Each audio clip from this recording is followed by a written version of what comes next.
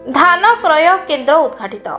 ढेंकानाल जिला पर्जंग ब्लॉक बारिहापुर प्राथमिक सेवा समवाय लिमिटेड आनुकूल्य धान क्रय केन्द्र उद्घाटित हो जाइछि। एही सेवा समवाय अधीन बसई कंकड़ासुढ़ा आंबपलास कंतोर बारिहापुर बड़छड़ा प्रमुख ग्राम पंचायत अंतर्भुक्त। एही पंचायत मानकर उद्घाटन दिवस रे चाषी माने प्राय 4.5 क्विंटाल धान आनिथिले। उद्घाटन दिवस रे ओडिशा राज्य धान क्रय केन्द्र डायरेक्टर अभिमन्यु बेहेरा, समवाय निर्देशक भूपेश प्रधान, बारिहापुर समिति प्रेसिडेंट त्रिनाथ साहू, सेक्रेटरी दुर्लभ साहू, आरएमसी कामाख्यानगर उदय सिंह और समवाय अधीन रही पंचायत चाषी माने बारिहापुर पंचायत भवन में खोल धान मंडी को निजर धान आनिथिले।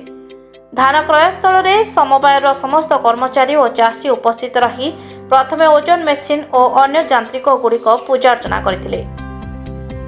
Bureau report, now Odisha.